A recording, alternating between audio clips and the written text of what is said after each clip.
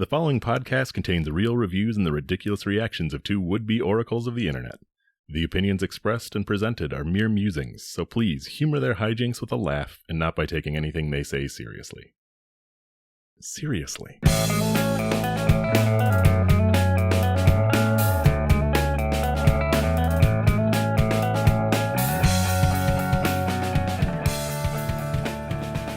Hello and welcome to ReviewParty.com. I'm Brent. I'm Matt. This is a podcast, man. It's on the internet. It's got comedy in it, hopefully. It's about internet reviews from places like Amazon, Google, Yelp. And we take those internet reviews, we read them, and then the comedy comes. Sorry to give it to you in the reverse order. This is just nature. This is just facts of life. Yeah, we're just following the facts, the sort of blueprints that Mother Nature laid out for us. The ever-flowing ebb and tide of comedy and internet. And internet review.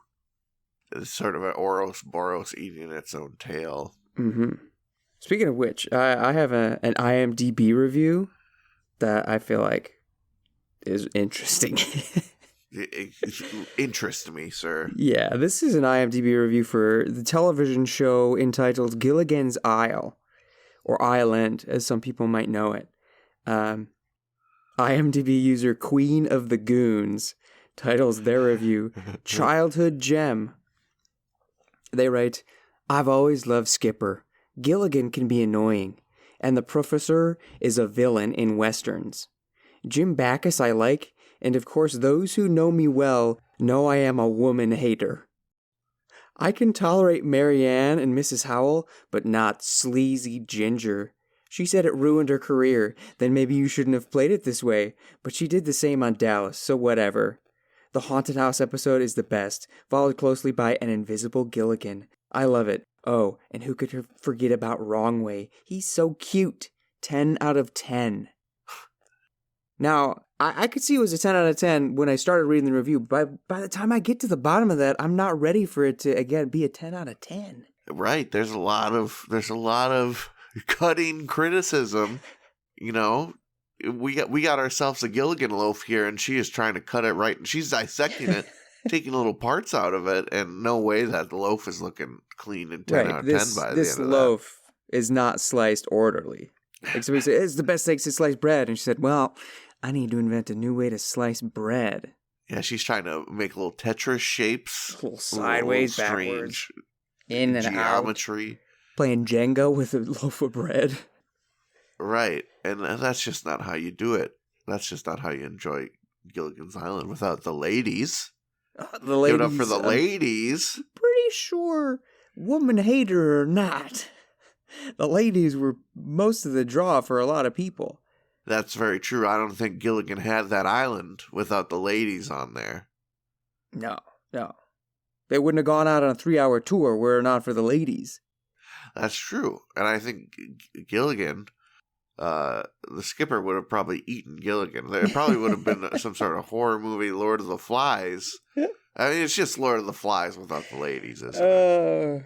Yeah, how long till Gilligan's Island goes into the public domain so we can see that awful reinvention? Yeah, the budget horror movie. Like, no one wants that. That's what when I see those, I'm like, who wants that?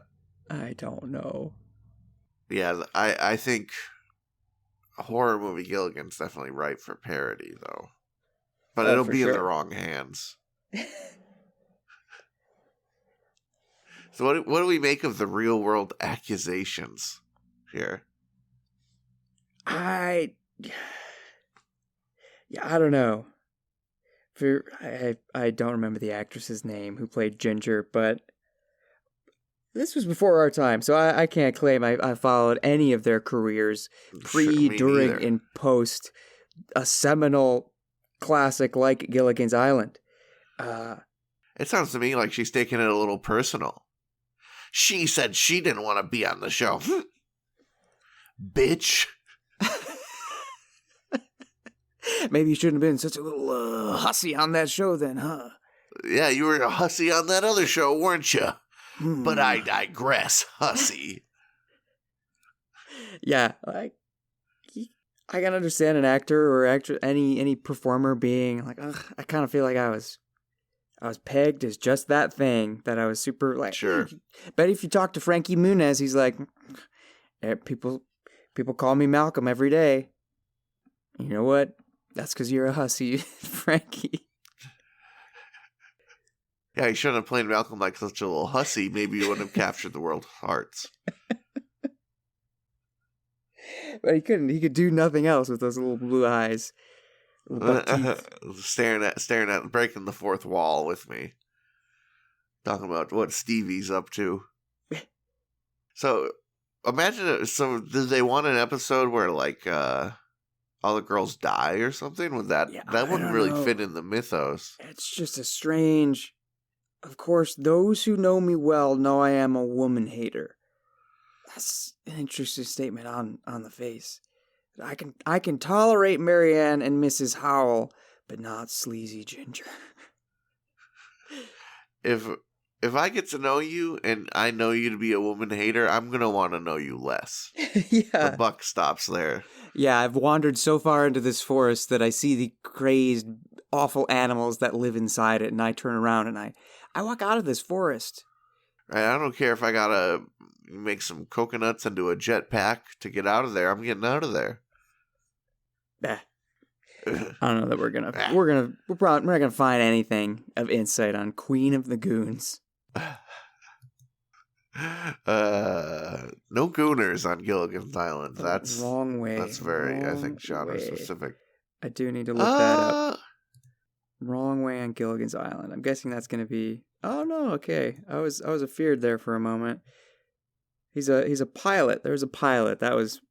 They referenced Wrong Way, and I was sure that was going to be some native islander that they liked because it was an awful caricature. But no, Wrong Way was, I guess, a pilot who must have crash landed and spent some time there. But it was a man, not a sleazy woman, so that's why they liked it. Man, what an eventful day on the island that must have been. Must have been. We have a guest. Look, it's the Harlem Globetrotters. Yeah, it was the Harlem Globetrotters crash for 1 week. How did they get off? Aliens took them away. I have a review. Mm-hmm. I don't really know which one to click on, so I guess I'm going to click on this one. From Amazon, Cuisinart. Excuse me. Cuisinart. That sounds worse than what I said. Coffee grinder, electric burr, one touch, automatic grinder with 18 position grinder selector, stainless steel, DBM 8P1. It's, I would say, a rather large coffee grinder. Okay. Melissa H. titles her review, overall a great daily grinder. She writes, we use this grinder daily for our coffee beans pros. Holds a ton of beans, almost a pound. Grinds beans from very fine to very coarse. Relatively easy to clean, and the basin comes out for washing. Easy to use, and a set amounts of cups to grind. Cons: hard to remove the beans if you pour too much. If you want to change between regular and decaf, super loud when grinding. I like fresh coffee, but grind at night as not to wake anybody up in the morning. Collects dust easily. I wipe mine down almost daily, but overall a good machine for daily use if you want to make certain things a habit, like remembering to wipe down, empty before refilling, and grind when nobody will be disrupted by it. 4 stars. Isn't the point of coffee to wake you up? I think if we make a little noise, maybe that kind of helps. I know. If it's just for you, you don't want to wake other people up, but come on. That's not what the commercials will lead you to believe. You know, you're making coffee. Everyone is like Bugs Bunny wafting after a pie coming out of their room in the morning. That Folgers scent hits my nose. That Maxwell House. Ooh, I'm so glad I'm home. So glad I'm home for the holidays. Ooh. If I'm smelling that sweet scent of morning coffee, the supersonic explosion waking me up is the least of my worries. No, I'm just walking down in my PJs, giving my mom a hug. Ooh, wow. So great to get some home coffee now that I'm back from war. Right, this Cuisinart is a great chance to sort of Pavlov's dog your whole family. Get them salivating at the right time. Snap to attention. What? It's coffee time. Yeah, when a 20-ton bomb goes off in the kitchen, every time someone needs a pound of beans grinded. I want one of those sort of old-timey, like, air raid sirens. I want my coffee grinder to sound like that. Yeah, the whole neighborhood. You just rotate it, you crank the little thing. You have to climb up a bell tower to use the coffee grinder. That's what we're missing these days in America. A sense of community. A sense of, are we about to die this morning? Nope. Okay, it's just time for Joe. Yeah, why don't we have a chute system? Every day someone gets up and has to grind the coffee, and it all falls down the tower. We say, let's go out collecting rubber and bits of metal because this war is going to be tough on all of us. Unless we have some great coffee. Ooh. In the morning, sharp. We can take down any Nazis we want if we've got a fine cup of Joe. A cup of Joseph. Half water, half coffee. Because what's coffee but just coffee and water? Extra water won't hurt the coffee. But it'll help our boys across the sea. Right. You know what they say about it makes you poop good when you got hot water. So just put hot water in your coffee. Then it's a health drink. And then it doesn't matter that your eardrums explode. I thought it was the coffee that made you go. It made you go, wah. Cleaned you out like a bell whistle. So they also mentioned it collects dust easily, that they have to wipe it down daily. Yeah, what? How? Have you ever had a dust magnet in your house? No, other than like game consoles that are from the previous generation. Sure. Even then, not much. But those are just in unuse, in their forgottens. All of a sudden, to your perception, they're covered in dust. But this allegedly, you leave the room, come back in, dust has attacked. Daily dust, yeah. Dust has respawned. Right, yeah, maybe it's not so much the dust is being attracted to it. Maybe it's just a byproduct. You get coffee and dust. Yeah, we could certainly think, it's just like a coffee bean dust? But I don't know. That's a specific kind of dust. It's got a nice smell to it. If you say you're wiping it down with such regularity, I wouldn't expect that nary a mite of dust would accumulate anywhere. Right. You're wiping down this thing. The rest of your house is probably wiped down. Yeah. If I'm watching daily and dust is collecting, that's conspiracy theory. Ghosts are in the equation or something. What aren't you telling us? Every time they make a pound of coffee, they also grind a pound of dust to put in the air right next to it. Take a freeze-dried potato and just grind that sucker up. Old stuff from the bottom of the laundry. Grind it all up, blast it out. Good morning. I don't know. If you don't want a loud coffee maker, why do you need a coffee maker you need to pass an entire pound through? Yeah, that seems like a lot. How many cups is a pound of coffee? That seems like an excessive amount of Joe. I've had enough Joe. You know, Joe's good in little bursts. You drink too much Joe, your eyes start bleeding. That's a metaphor for life. Do you have a review? I do. I think I'm going with this one. It's a bit of a mouthful, but I'm gonna do it. So, it's a Google review for a restaurant called Bar Cheeto in Downers Grove, Illinois. It's a Mexican restaurant. John Holder writes, "Wow, just wow. From the moment you walk up to Bar Cheeto on a nice day like today, you can't help but get excited. From the sprawling street patio to the sound of Latin music, to the laughs and genuine sound of happiness of the already seated patrons enjoying craft cocktails and fresh tapas-style shared dishes. One is already jealous of those with Pablo's incredibly refreshing cocktails in hand. So my wife, my newborn son, and I had to snatch a patio table and see what all the fuss is about, and boy were we in for an amazing time. We decided to go all out because with a newborn, we don't get the chance all that often. We ordered the guacamole, of course, which tasted like they made it 10 minutes ago, as well as the chorizo and queso dip, which in my opinion was the star of the show, to start things off. We also ordered the Despacito and Paloma de la Casita cocktails, both of which were incredibly refreshing. You can tell they use freshly squeezed juice in these cocktails. For the main course, we ordered the albondigues, steak fajitas, and ají tuna tostadas, which were all served on fun plates, and everything came out of the kitchen super fast. Okay, so earlier I said the queso dip was the star of the show, but I was wrong. The albondigas, Spanish meatballs, became my new favorite. Bravo, Chef Dan! Service was prompt. We even got a visit from the general manager, Jonathan, who made sure we were enjoying ourselves. The cocktails were spectacular, and the food tasted so fresh, we thought we were dining in Guadalajara. Thank you for the amazing experience, Bar Cheeto. We will be back, and we will tell our friends to do the same. 5 stars. Nothing makes me feel like Guadalajara quite like Dan and Steve and Mike being around. Yeah, general manager Jonathan. Well, hello. Are you enjoying your tapas and tacos? I am Dan.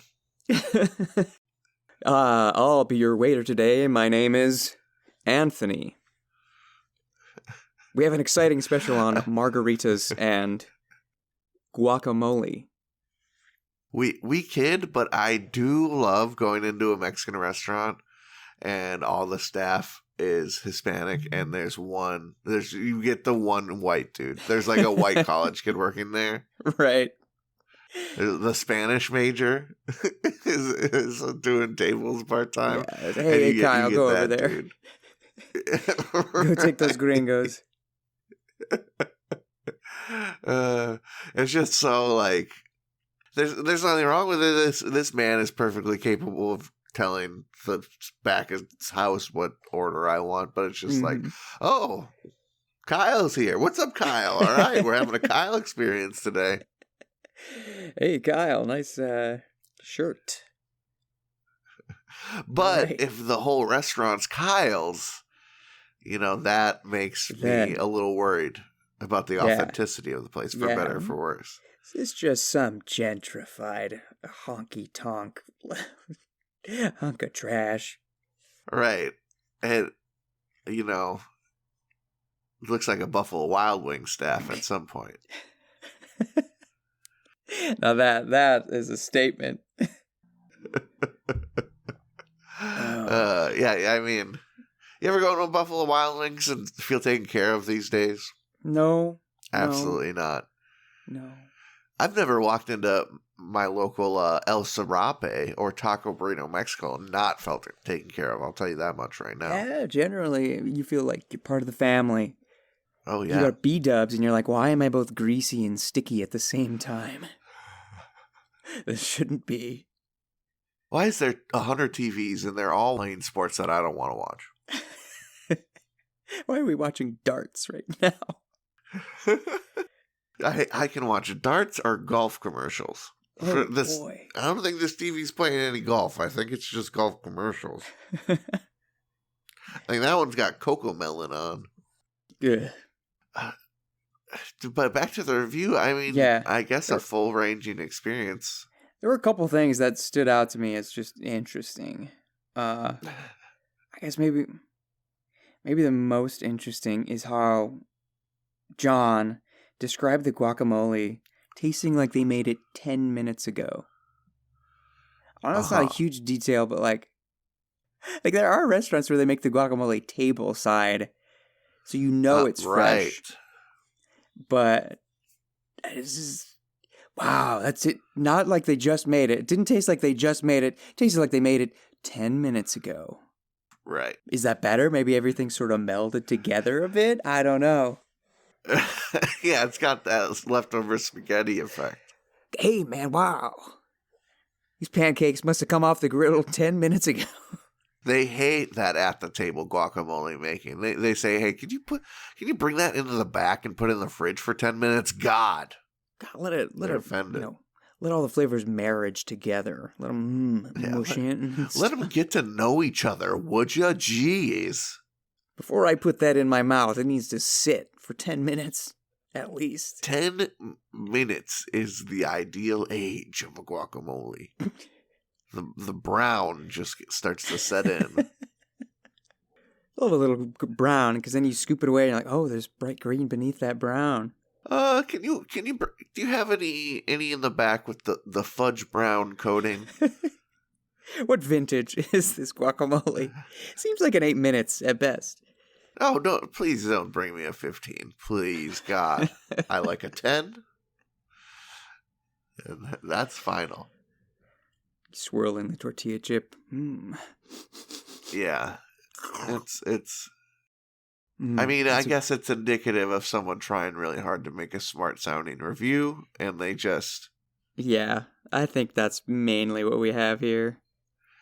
They're lost in the word sauce. Describing the plates as fun. Right. They're so deep in the elementary school thesaurus, trying to make sure the sentences are the right length, so they're smart, that they realized, or that they didn't even realize that saying this was made 10 minutes ago is a wild way to refer to food as fresh. Yeah. Like the freshly squeezed juices for the cocktails, that's no problem, but 10-minute-old guac? What? 10 minutes, yeah. It feels like they made my mark 10 minutes ago. It's such like almost an insult, almost like a geez. It's weird. It's bizarre. It's not like 10 minutes food can really go bad in 10 minutes, but no. like that'd be like your regular ticket time. What are they doing? What are they doing in that 10 minutes, though? Why would they make it and let it sit? Anyway, what was the last thing? The last thing that is just a little peculiar is how he describes, my wife, my newborn son, and I had to snatch a patio table and see what the fuss was about. Just the way that's phrased, again, like the... Yeah. He's got I'm using my list, my comma-separated list of myself, my wife, my newborn son. We had to see what the fuss was about. Like the baby was like... Dad, let's pull up here and see what's going on at Bar Cheeto.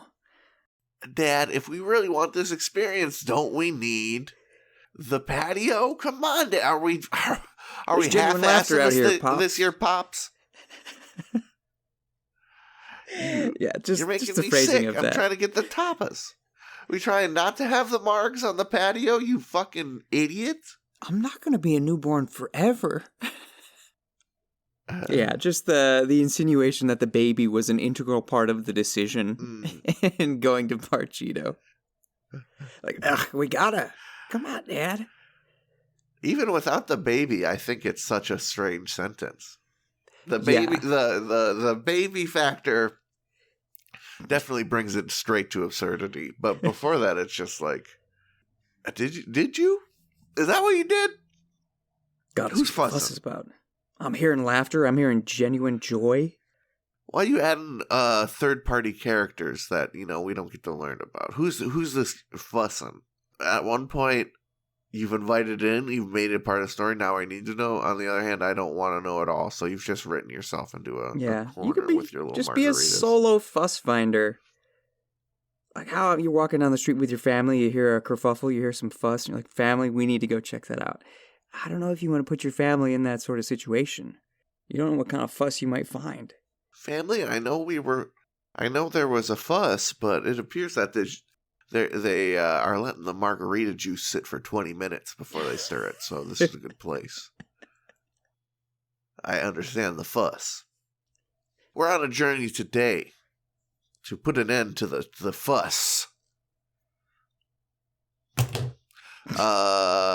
I think we got to go see what all the fuss is about these brakes things. Fuss finders, away!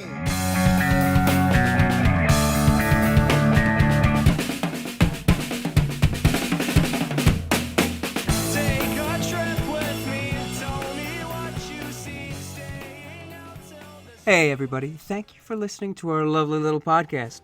If you'd like to go above and beyond in supporting our show, or have the most fabulous conversation starter since sliced bread, go to reviewparty.com. Click on shop and explore some fabulous t-shirt designs. Where's your favorite place to wear a t-shirt? On my body. Mine is at the store. That is a good place to wear a t-shirt. Reviewparty.com. Click shop. Why stop there? Don't stop now. Don't stop me now, because I'm buying a t-shirt. I'm buying a shirt. Ladies and gentlemen, welcome to the second half of the episode, and welcome to, that's the sound of typing. Someone typing, thanks, Abby. Because this is Thanks, Abby. It's a segment where pretty much we just read Dear Abby's and react to them as if they were reviews. Because it can kind of be funny sometimes. And I also don't want to forget that I made this as a segment, so I'm doing it again. Hey, no, I thought it was a good segment. This is a Dear Abby segment on a podcast. That's classic. So today I've got two separate Dear Abby's. Here is the first. Dear Abby, I am writing this in hope that the man of my dreams reads it. I don't know how to approach him. He's getting ready to retire, and I have fallen deeply in love with him as the years have gone by. He's a little on the chubby side, as am I, but his personality has always amused me. Sometimes he poses sexy as a joke, and will often show his belly button. I find him staring at me out of the corner of his eyes most days. Please help before it's too late. I'm running out of time. His dream guy in Tennessee. Any reaction to that? Or we want to get the full picture. Yeah, let's see what's going on here. Okay. Dear dream guy, you stated that your dream man is getting ready to retire. I can't think of a better reason for a celebration. Suggest the two of you go out for a drink or dinner after work, quote, so you can toast his upcoming retirement. Then cross your fingers that he agrees. It could be the start of something beautiful. And Abby. Wow, what? Abby, killing it. Cutting through the fat. Yeah, Abby was to the point with that one.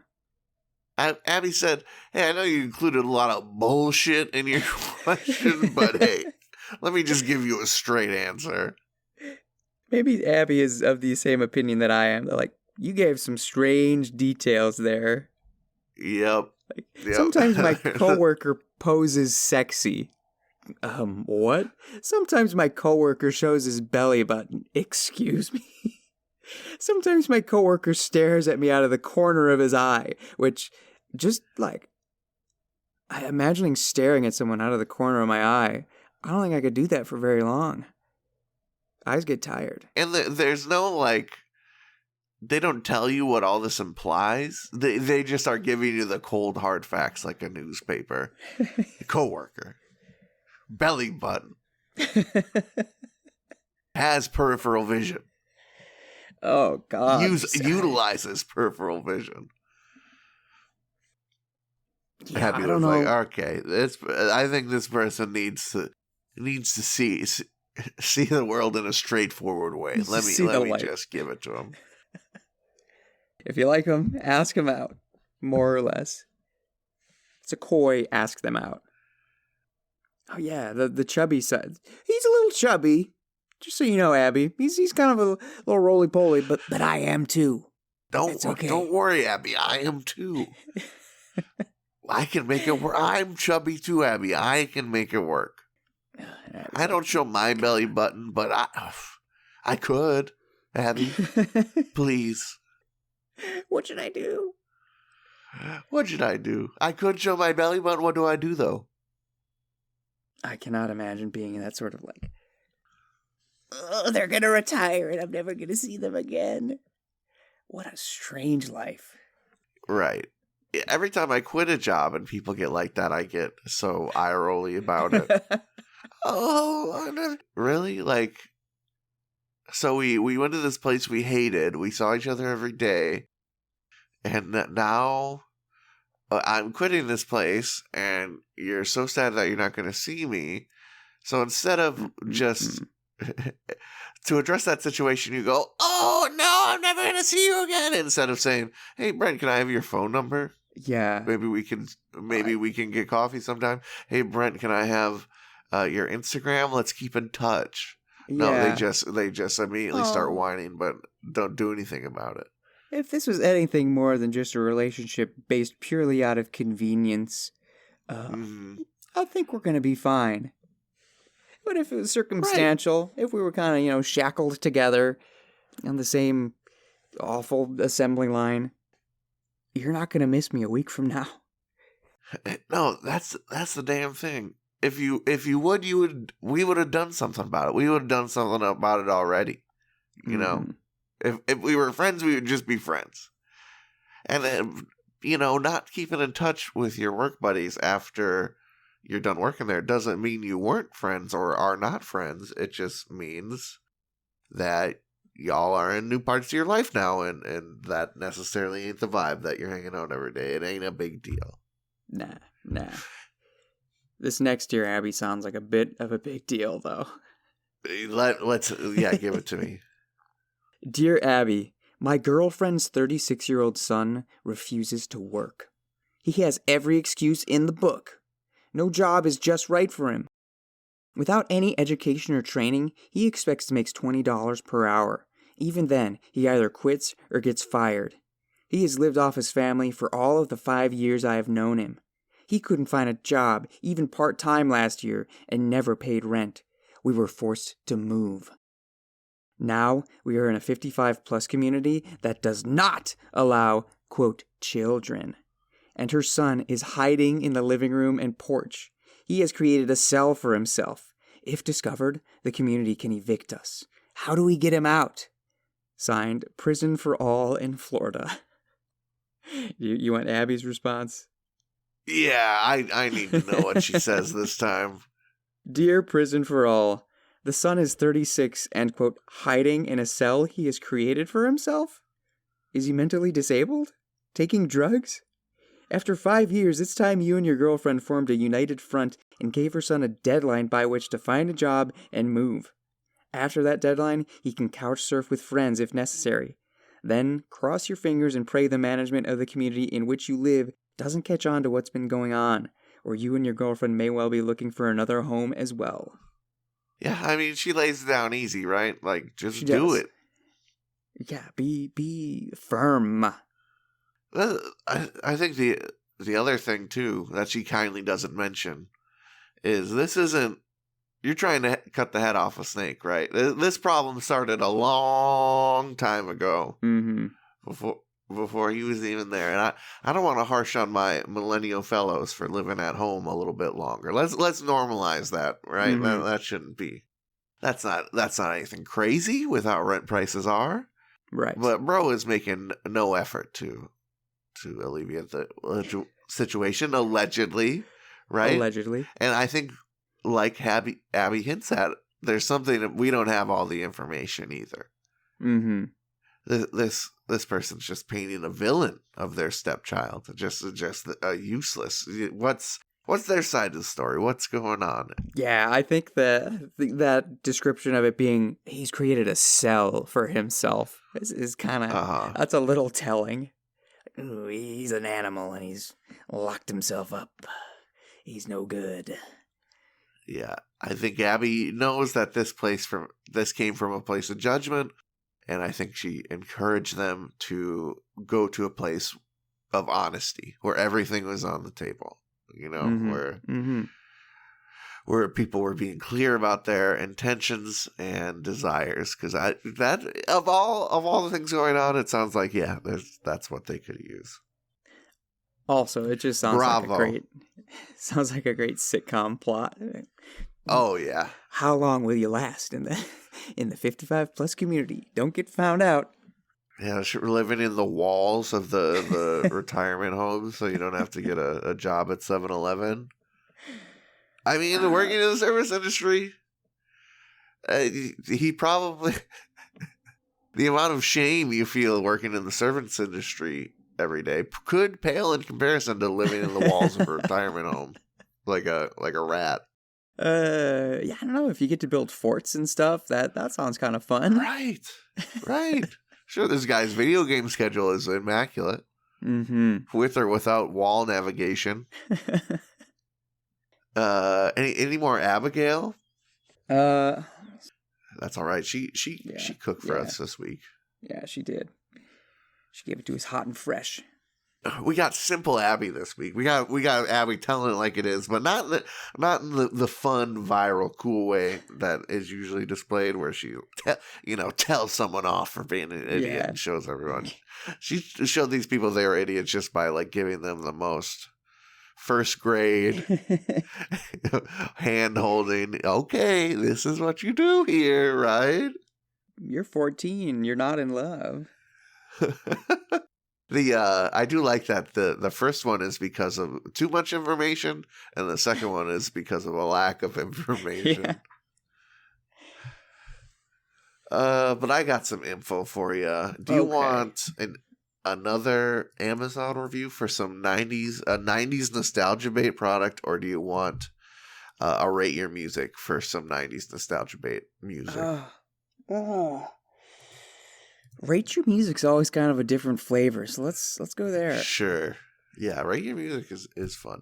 So from Rate Your Music, I have a review for Human Clay, a 1999 album by the band Creed.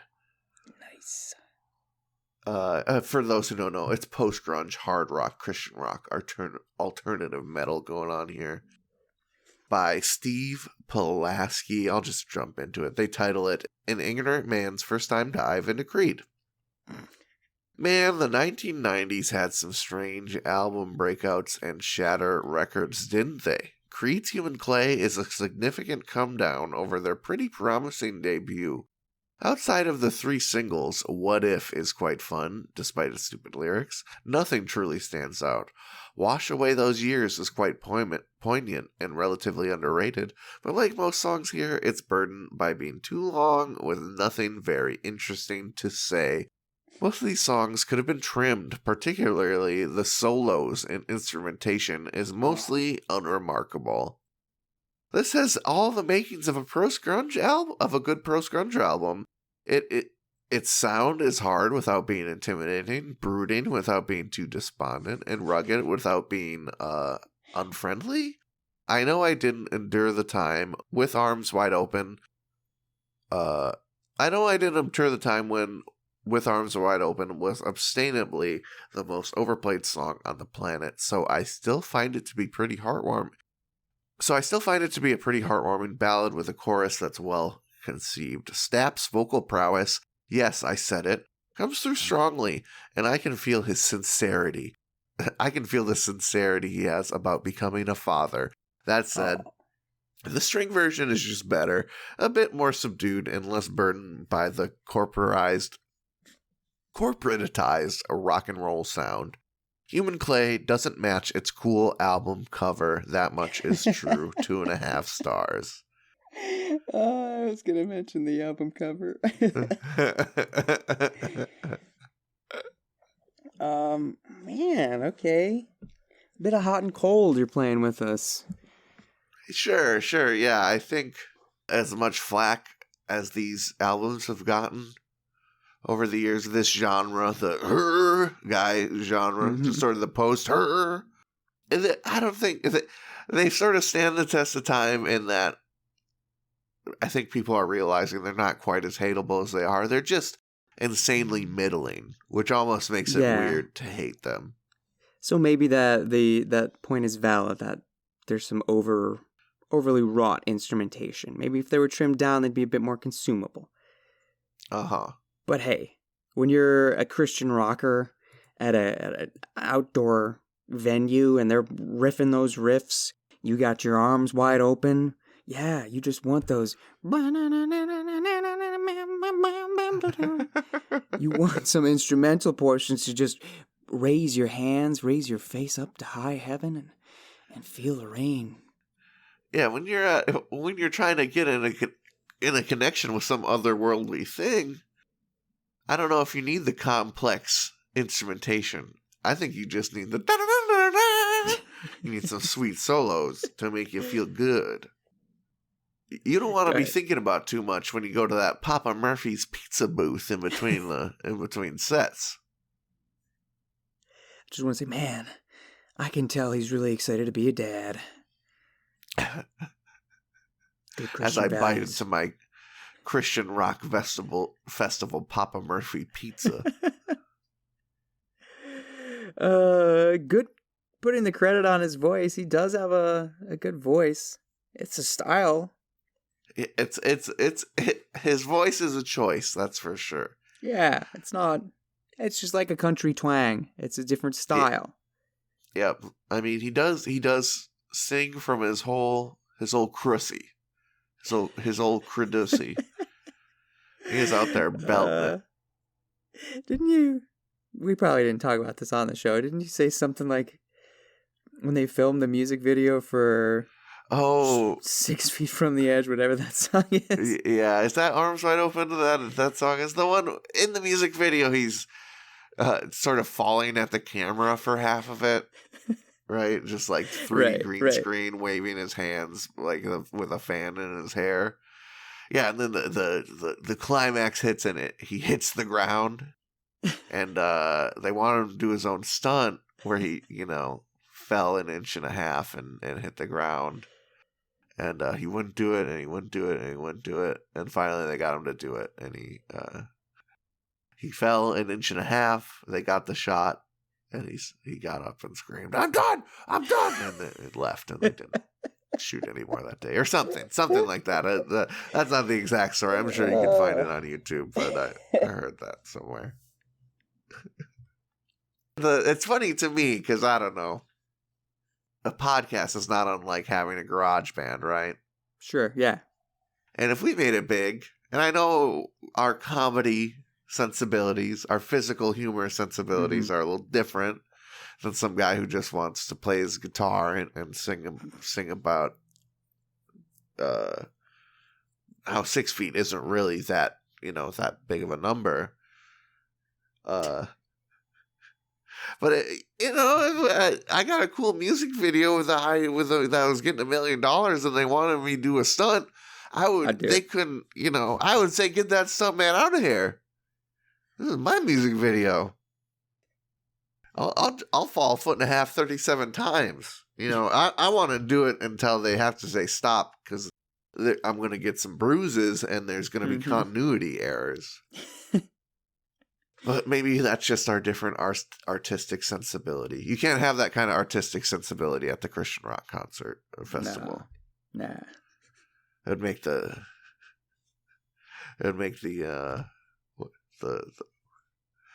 what's that freaking chicken place, dude? I can't even think about it. Oh, Chick-fil-A?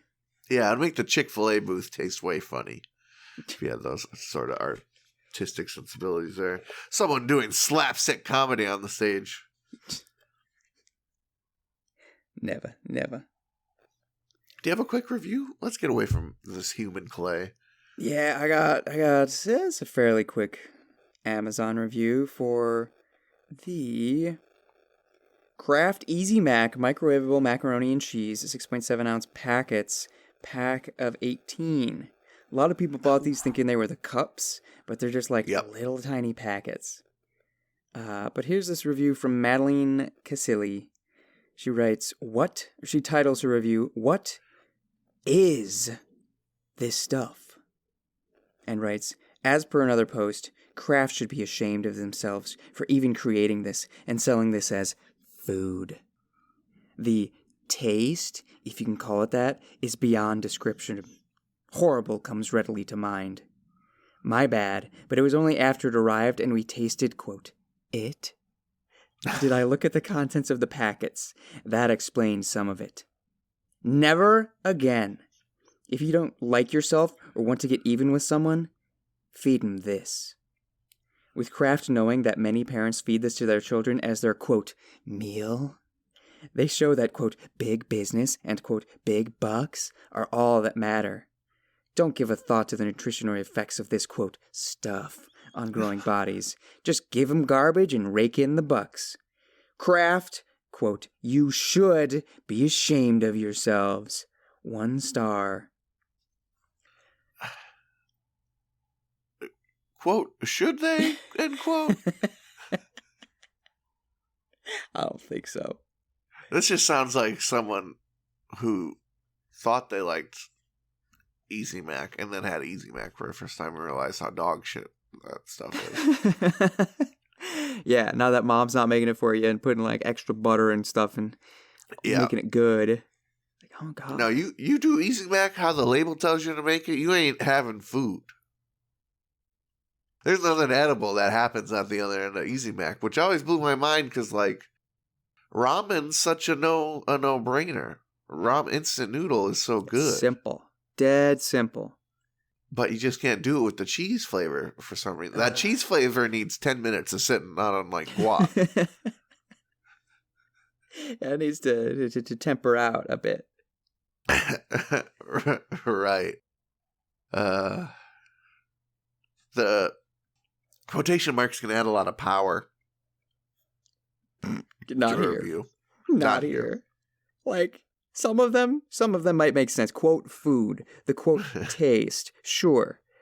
Quote, big business. Quote, big bucks. Sure. But when you quote, it? When we tasted, quote, it? Like, what else is it? What are you talking about? Right. The pronoun, using the pronoun it for the food is already biting. You're already using grammar to your advantage here. In fun and interesting ways. You do not need the quotes as well. I don't get quote it.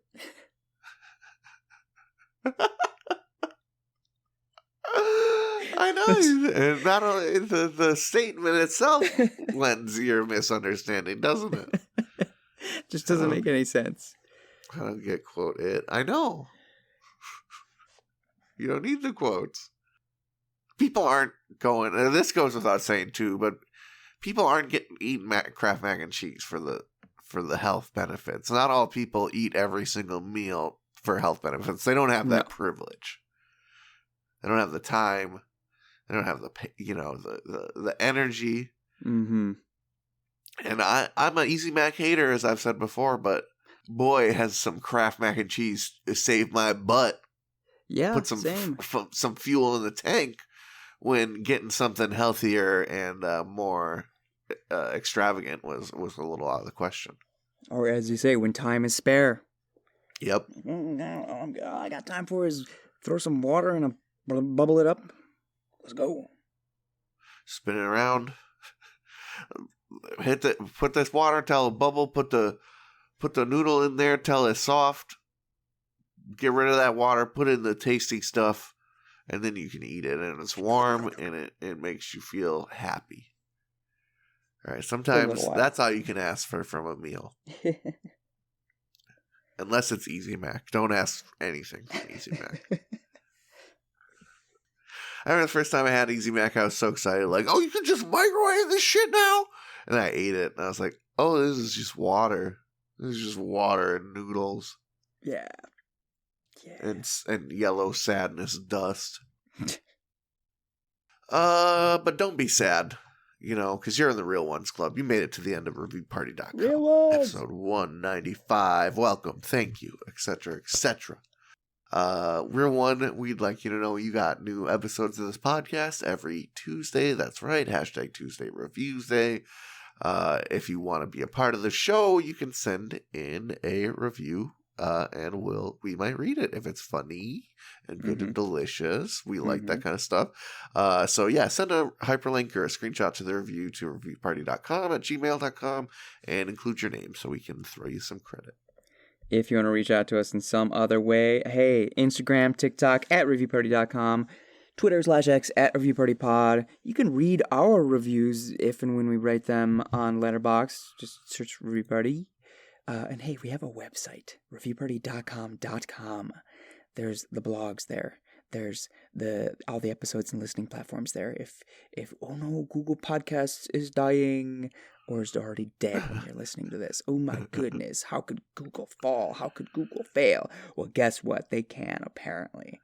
But not Podknife. You guys are still out there. I hope. Go to reviewparty.com, find a bunch of fun stuff. Promise, it's there. They say starting a podcast is scary because you're one in an ocean of millions. Starting a goddamn podcast distributor is scary, dude. Mm-hmm. Not only are you fighting Google and Spotify, but thousands of other tiny little nothing worms vying for clicks.